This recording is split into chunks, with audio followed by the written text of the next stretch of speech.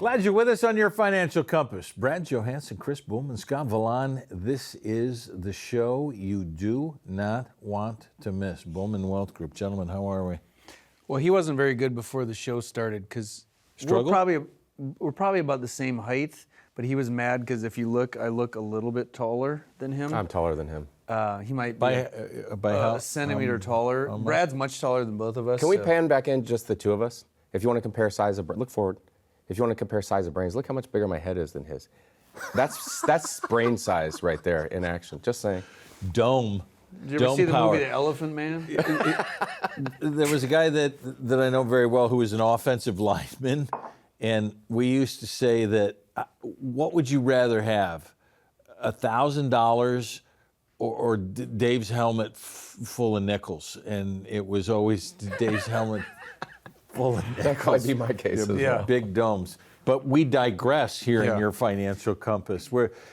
That's common pitfalls that we just kind of walk off the path and try and figure it out. So I guess that leads kind of into our show today. What are some of the common pitfalls that we hit as we move forward because we just don't pay attention? We'll talk about kick the can all the time, but how are we falling in the big old pothole on our retirement plan? Do you have you want to just start with biggest one? Do you have a biggest pitfall people going into retirement? I think that's relative, but I'll put it this way: one that comes up a lot is, say someone is 60 and they want to retire in a few years. Okay, we've seen it countless times. And this comes back to your investment account balance in terms of how much risk you are or aren't taking. So many times, folks have come in and they'll show us their account that they have at work or maybe an old IRA, and we'll have them take a risk quiz. Say they score a 35 out of 100, meaning they don't want a lot of risk, and we'll run a risk quiz on their portfolio. Well, what do risk quizzes run to? Do we get? Is it 1 to 99? They go from 1 to 99. So if you're at 99, it means we're going to the casino later. You want risk. 1 means it's buried in the backyard in Cincinnati. Okay, I got you. What that means, though, is too many times people will come in and they'll have their portfolio. When they started the job 30 years ago, the same funds that are more conducive to someone a younger age, like, oh my gosh, I've never changed that. I never even thought to. I've just been throwing money in all these years. And we realize that they're taking way too much risk for their stage of life and their comfort level. And so it's sometimes just a matter of where are you at, and is it in alignment with what your current risk preferences are? And a lot of times it's not. Hold it, you guys have done this too. We always talk about tools, and they're constantly updating this. We have a risk quiz for you. And so I'll give you a chance during this show to be able to play risk quiz. Where am I on this? Are you 1 to 99, somewhere in the middle? What would you guys say, S&P? So you're in the market. If you're in the market, usually your S&P 500 is what people are thinking about. Market probably 74? 73. 73, 74, in that range. Then you can get your idea of where your risk is. So scan this code. What's your risk level? Where are you right now? What's your age? Has it changed from there? We'll let you play with this a little bit. If I'm saying that Scott says, okay, balance, my goodness, I haven't changed this. What does a balanced portfolio look like?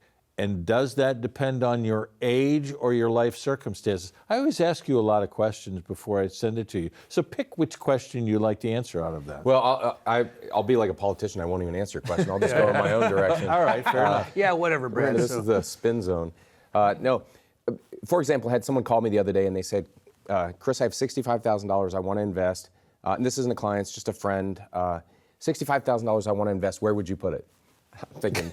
Like, from their perspective, it's an easy question. From my perspective, it's like, you can't even answer that question, right?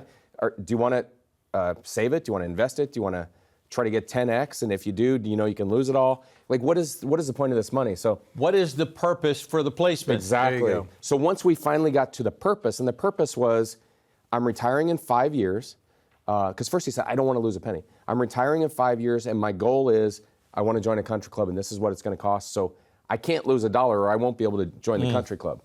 So then you can't put it in the market, especially if it's 2 years. Now 5 years gives us some options. There's some investments out there that you can put in that there's a pretty good chance that you'll get growth, and we have a lot of downside protection built in, and the money's completely liquid in 5 years when you need it. But at first, the conversation started with 2 years. I need this to grow as much as possible. I'm going to need it in 2 years. What should I put it in? And I said, well, what kind of risk do you want to take? And he said, 0. So what are my options? Checking, CD, cash, like that's it, right? So depending on what your risk tolerance is, back to what Scott was saying, what you were saying, you have to understand your risk to know where we can invest, because some investments are, we talked about S&P being a 73 out of 99. Some investments are a 90 out of 99, and that might be the one you own. Yeah. And it's great in 2020 after COVID when it went up 70%, but 2022 when it dropped 75%, it's not so great.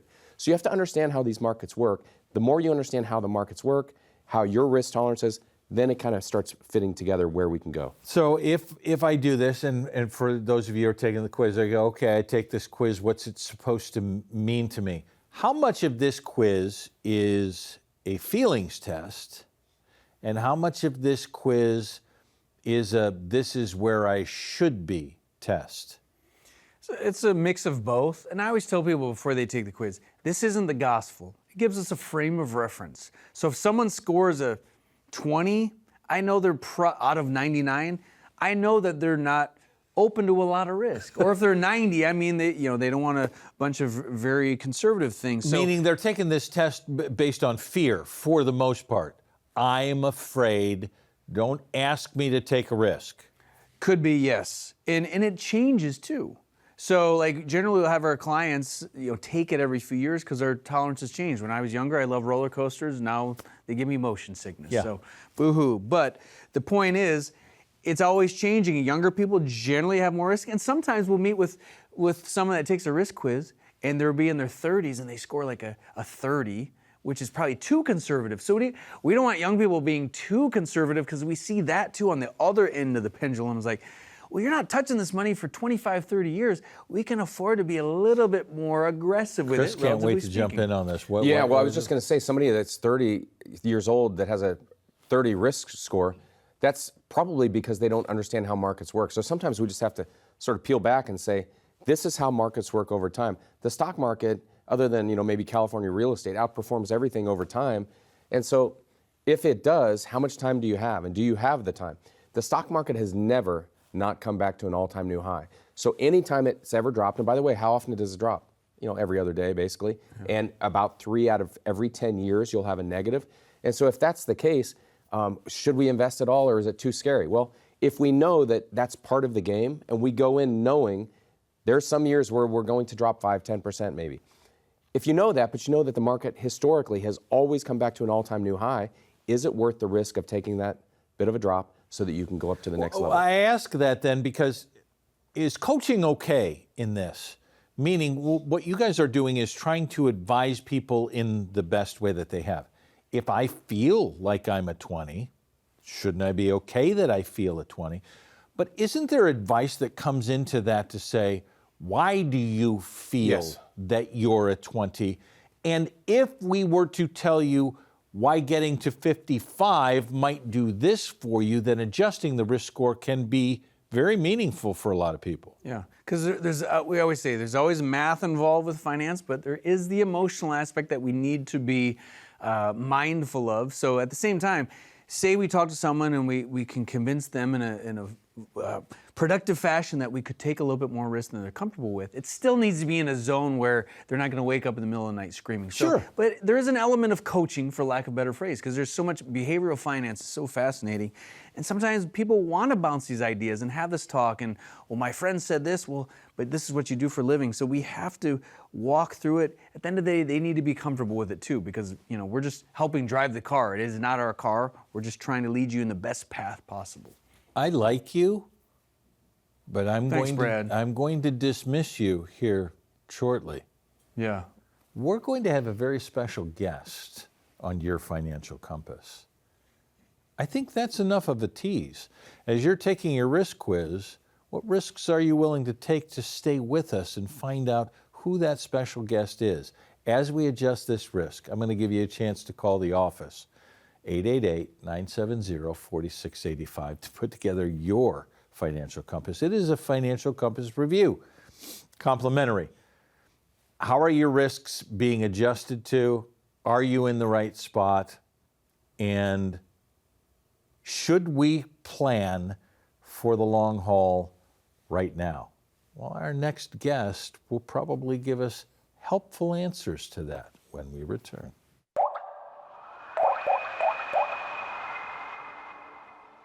I became a financial advisor coming out of the tough times of the tech bubble in the late 90s, early 2000s. Moved to California, uprooted my life, changed everything, and then 9/11 happened the first week in this industry. I was prepared already to help people from tough times coming out of the tech bubble, but what we didn't expect is there were 3 years in a row when I started of the market dropping. That really impacted my whole career. It crafted and created how we manage money. We don't want our clients to ever lose like that, and so everything we do is built on protection. The goal of our practice and the people that we meet with is to remove the fear and uncertainty that we all face, and it goes back to those first years in the market. I was a sportscaster on television. I grew up in Flint, Michigan. In TV, you bounce around, and went to Mississippi and worked at the NBC station there and covered, college football's big, NFL's big, all that stuff. And a guy I knew relatively well in a different state decided to get out of TV, and in this opportunity I always enjoyed finance and money, and it seemed really exciting. I like to communicate to folks and feel like I can communicate well. It was such a fresh, kind of different career than what I was used to that it was exciting. We go into every meeting with no place to get. We're there to meet with you, to discover your needs, find out where you are at that point, and how we can help you build and craft that plan for the future.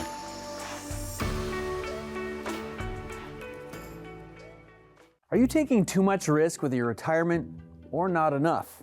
Most people aren't sure. That's why we created the Risk Quiz. In just a few minutes, it helps you understand your personal risk tolerance and whether your current portfolio lines up with it. Your risk score could reveal why your current investments might feel too aggressive or too conservative. It's simple, fast, and eye-opening. Scan the QR code on the screen or visit bwgriskquiz.com to take the quiz and find out if your money matches your mindset. So glad you are with us on your Financial Compass. Brad Johansson, Chris Bulman. We're usually with Scott Vlahon, but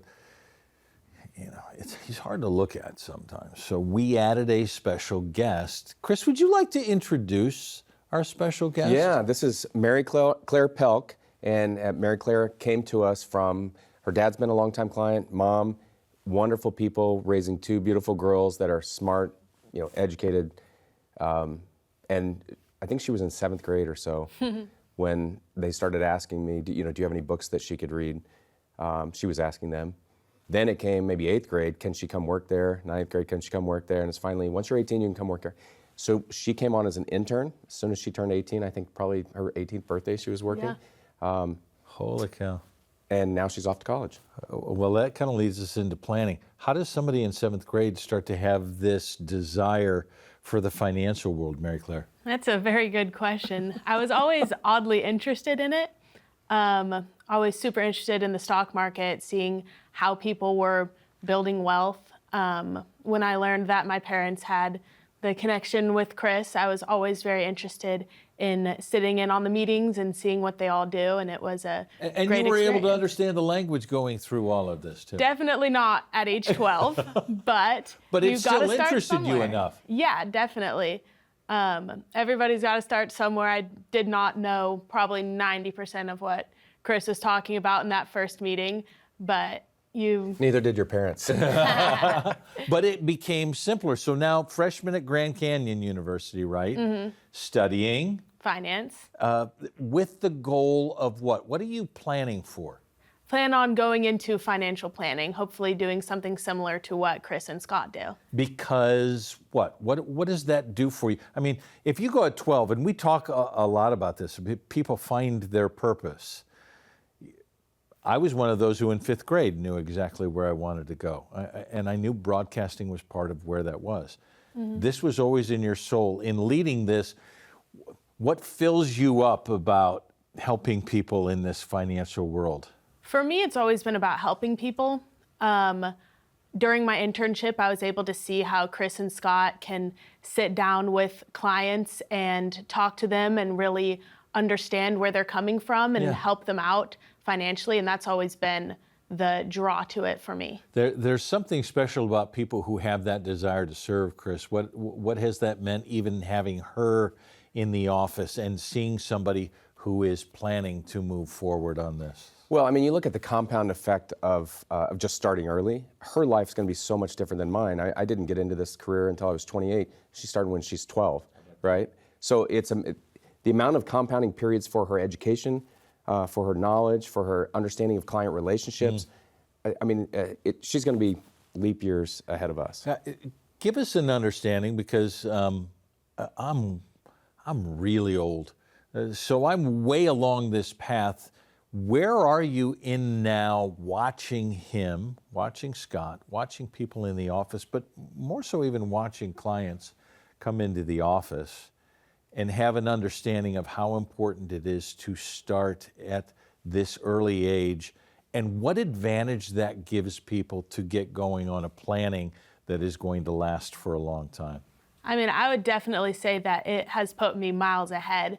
I first started investing, I think, at 16, and with that, it was just small amounts here and there, but it is definitely very great for me to see how it has built over time, and having such great mentors in my life through the Bulman Wealth Group team has definitely taught me how important it is to just do that. Enjoyment level for you. Where is it as you continue to learn? My first meeting, Brad, I didn't understand a whole lot of what was going on. As you start to learn this business, what's the enjoyment level of helping people and getting the knowledge of having the tools, having the options to help people along the way? I would say at first it was a little bit overwhelming when I first started my internship there, but the confidence is always something that builds with time. And if I'm honest, I would say I'm not even there yet. Hopefully one day when I step into a career full-time in financial planning, I'll get to a place where I am completely comfortable helping clients and I feel confident in that, but I certainly do still have plenty to learn, which is exactly what I'm still in school for. Enjoyable to watch somebody along the way and have at least a little bit of help in moving someone up on this? Well, yeah, I mean, I was taught early on, find a mentor, be a mentor. And she found some mentors early on. And guess what? Now she's gone to college. She's a freshman, and she's already doing a TV show, YouTube TV show in her finance club. How about that? I mean, she's been in college like 5 minutes, and she's already running this thing. So she will be a mentor if she's not already. I'm sure she already is, but if she's not, give her a few years, she'll be mentoring all kinds of people. And it'll be a legacy that we'll be able to leave because of my relationship with her dad and mom, and their trust in us, and then she'll pass that on. She's a sparkling rock star. Are you looking for a few more to follow in this? Because her footsteps are probably tough to follow in. Yeah, I mean, I'll just say that'd probably be impossible. She, even at working in our company, she was the most eloquent speaker of the 15 of us while she was there. So. You're much better on TV than Chris is, so thank you for joining us, Mary Claire. It's a pleasure to have you. And the idea is, how do we get started early? No matter what the path is and where you're going to go, the earlier you start, the better. To get the idea that this may have to last for you for 30 years. What needs to last? This income is the outcome. Money to last until your last breath. How do we figure all of that out? If you'd like a plan, maybe you have somebody, I know somebody who could help. Chris, I'll let you have this number as well to call 888-970-4685 to put together your financial plan. It's a Financial Compass Review, complimentary. Let's start today. We'll be right back. When markets are up, risk feels great. When they're down, it feels terrifying. That's why understanding your risk tolerance before the next swing is so important. Our risk quiz is a quick, easy way to find out if your portfolio truly fits your comfort level and retirement goals. Most people have no idea how much risk they're actually taking until it's too late. Are you more conservative than your portfolio, or taking on too little risk to grow your savings? The quiz walks you through a few simple questions and gives you a risk score you can compare with your current investments. It's one of the smartest steps you can take to bring clarity and confidence to your retirement strategy. Scan the QR code on the screen or visit bwgriskquiz.com and take the free risk quiz today.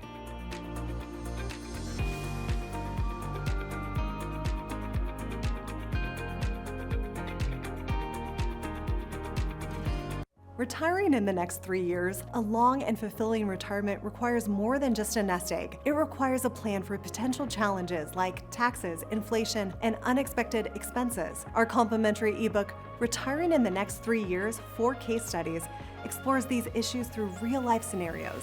Get insights to help you build a lasting retirement plan. Download your free copy today.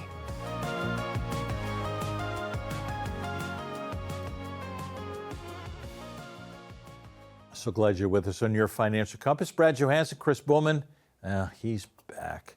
Scott Vlahon is with. How good, can I call her Mackie? Am I allowed? I already did. Mackie, phenomenal job. We're so glad to have. Oh yeah, no, she's mature. You beyond guys were her blessed years. to have somebody like that in the office. Huh? Yeah, can't argue with that. Yeah. Need to kick him out of the seat, and her and I can do the show with you. There you go. We'll have her back. We would take her in a heartbeat. Let's finish this back up since we were dealing with education, with Mackie moving forward on this, becoming a financial planner. Not everybody has a passion that they follow through all of this. That changes all the time. But in the planning stage of, I know this is what I want to do, this is where I want to go. And for you who are retiring, I know I want to retire well. I know I want money to last until the end. Who do I listen to? I want to focus. Scott's already shaking his head. Because are we too often listening to the wrong people for our advice on how we figure this whole thing out? That might be the understatement of the year, and you could say that with a lot of factors, not just finance. So one of the blessing and curse kind of things with internet, social media is everyone has a platform. And everyone feels like they're an expert, and everyone's an influencer, and everyone has this and that. And there's so much information to know, and there's so much information to get wrong. And certain people just stand on this hill like, this is the only way. Yeah. And they're recording from their mom's basement. So I say, time out, is this someone that we want to be listening to? And not that we're experts on everything, but this is what we do for a living. This is what we've done. Chris has done this 25 years. I've done it 17. We've been around. We've seen all the different scenarios. Just because some dude's in his mom's basement holding a little microphone saying that he knows it all doesn't mean that he's right. So be careful of what you're listening to. Or, a few years ago on Thanksgiving, my nephew said, I need to put all my money into cryptocurrency. Is it risky?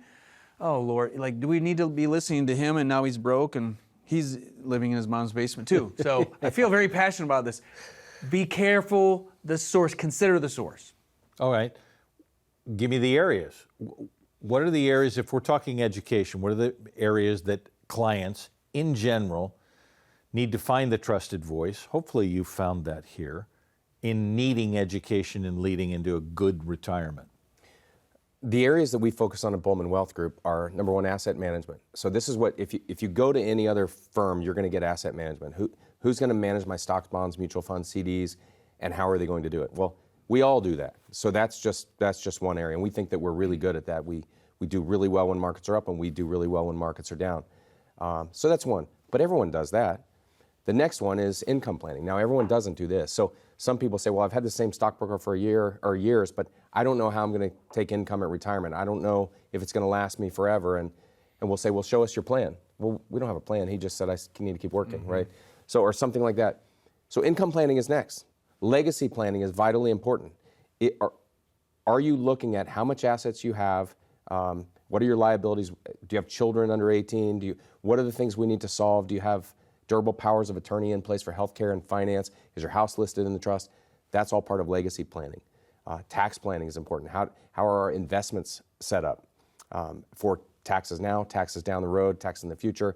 Are we working in tandem with the CPA?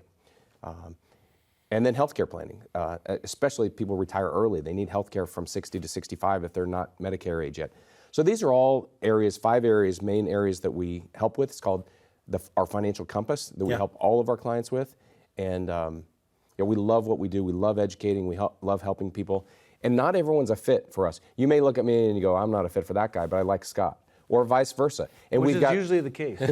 We've got 5 other advisors too. Everyone's personality is different, which is what we love, because I love working with some people, and there's some people that I can just sit down with for 2 minutes and know I'm not a fit. But Scott would love working with them. Yeah. So can I put risk quiz back up before we do the phone number? And I know we're going to do the phone number again. I hope you've gotten to risk quiz to be able to scan the code. It takes you just a few minutes, very user-friendly to get to this. I think we go back, we've done this in many shows of updating, that this isn't a finite thing. When you were in the set it and forget it mode of accumulation, it was, okay, let's just leave this, I got plenty of time.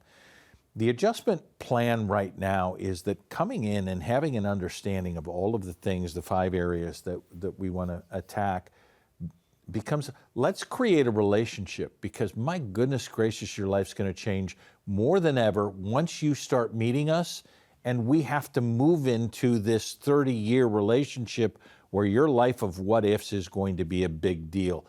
That's kind of the fun. When I said this to Mary Claire, isn't this going to be fun as you start to, but that's the fun of the relationship, is you're going to have to adjust, and that's how we do it.